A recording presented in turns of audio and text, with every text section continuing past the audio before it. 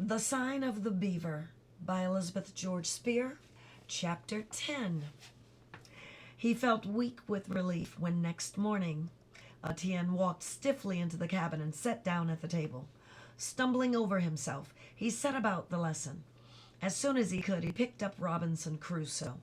In the night, he had carefully thought out just what he was going to say if Etienne ever gave him another chance. Now he had to talk fast because he could see that Etienne was set against hearing any more of this book. "Let me go on," he pleaded. "It's different from now on. Friday, that's what Robinson Crusoe named him, doesn't kneel anymore." "Not slave?" "No," Matt lied. "After that, they get to be companions. They share everything together." Ignoring the suspicion on Etienne's face, Matt began hurriedly to read. He was thankful that he knew the book so well that he was able to see when trouble might be coming. One of the first words Crusoe taught his man Friday was the word master. Of course. No, I'm just kidding. Luckily, he caught that one in time. I'm sorry. Oh, this is too funny. Luckily, he caught that one in time. And it was true. Crusoe and his new companion did go about together, sharing their adventures. Only, Matt thought, it would have been better perhaps if Friday hadn't been quite so thick-headed. After all, there must have been a thing or two about that desert island that a native who had lived there all his life could have taught Robinson Crusoe. When Matt closed the book, Etienne nodded. Then, as so many times before, he took Matt by surprise. "You like go fish?" he asked. "I sure would," Matt said gratefully. Stopping to pick up his fishpole from beside the door, he ran to overtake the Indian boy, who strode ahead.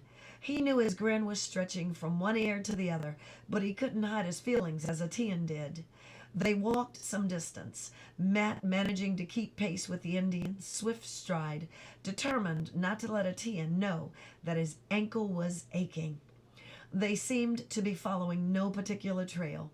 Finally, they came out on a part of the creek that Matt had not seen before. It was shallow here, studded with rocks and pebbles, so that the water rippling over them made little rapids or collected in quiet puddles. Here Etienne stopped, broke off a sapling, and instead of making a fishpole, drew his knife from his pouch and quickly shaved a sharp point, making a spear. And then he stepped gently into the stream. Matt stood watching. Etienne stood motionless, peering intently into a pool of clear water. All at once he stooped, darted his spear with one quick strode, and came up with a glittering fish. He studied it for a moment. "Too small," he decided. To Matt's astonishment, he spoke to the fish quite solemnly. A few incomprehensible words, then tossed it back into the stream. In a few moments, he had speared another one, which he judged large enough to keep. "I got a question for you. What do you think Etienne said to the fish when Matt said it was incomprehensible?" And I'm actually asking this question because looking at National Geographic's channel, looking at the Native American and the Alaskan Indian, for lack of a better word, forgive me if that's derogatory, I pray not.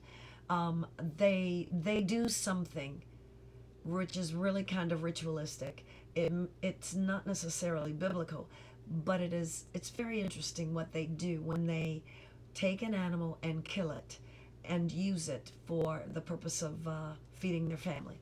What do you think Etienne said to the fish that was too small, but yet it was dead because he had already stabbed it, so it wasn't going to live when he put it back?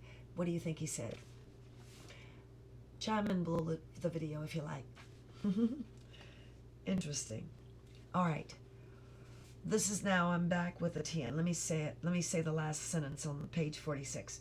In a few moments he had speared another one, which he judged large enough to keep.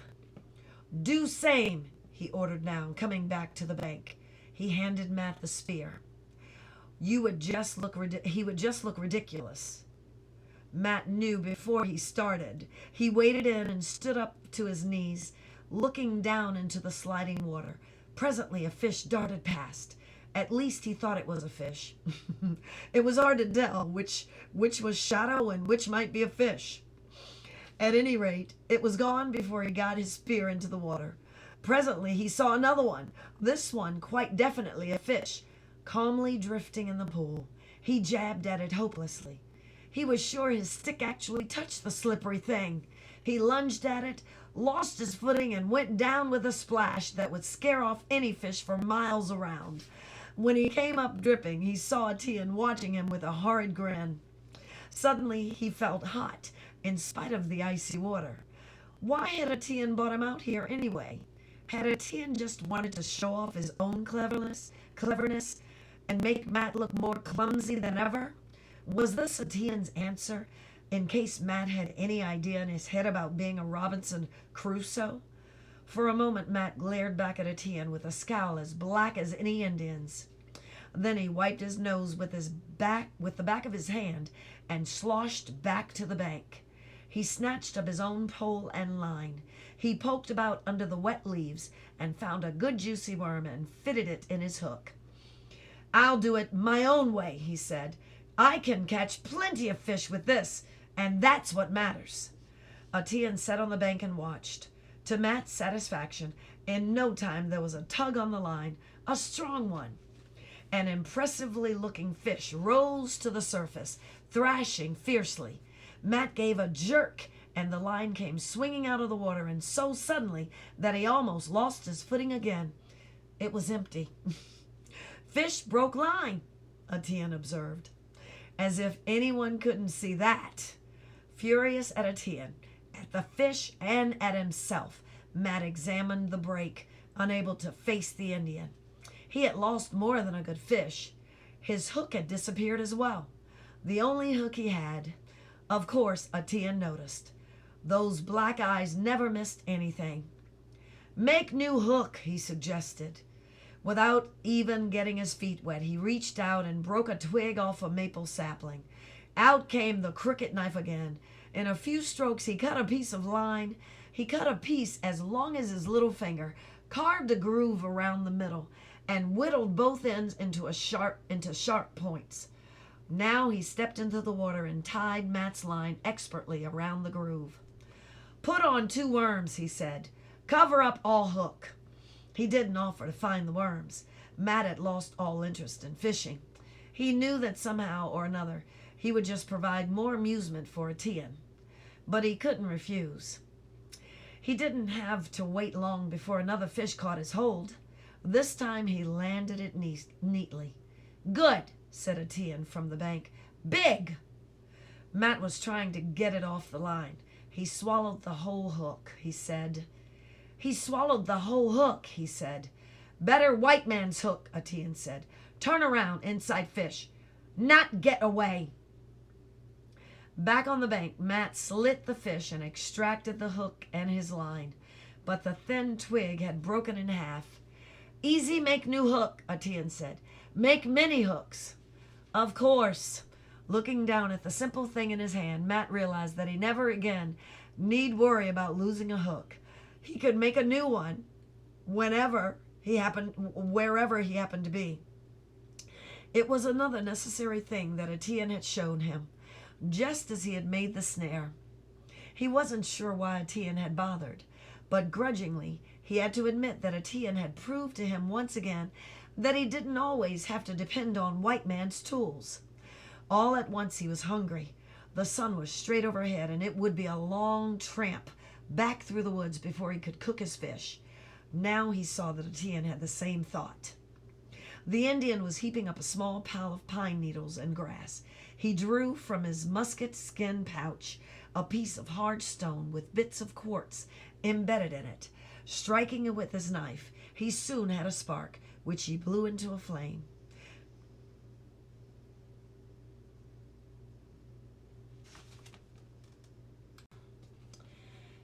I could have done that myself, Matt thought. In fact, he had done it many a time, but he had not realized that he could use a common stone as well as a flint. Get fish ready, Etienne ordered now, pointing to the 2 fish on the bank. Matt didn't like his masterful tone, but he did as he was told.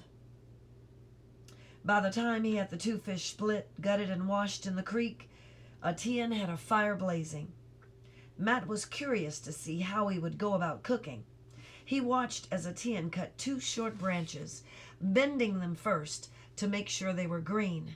He trimmed and sharpened them rapidly. Then he thrust a pointed end into each fish from head to tail. A small green stick was set crosswise inside the fish to hold the sides apart.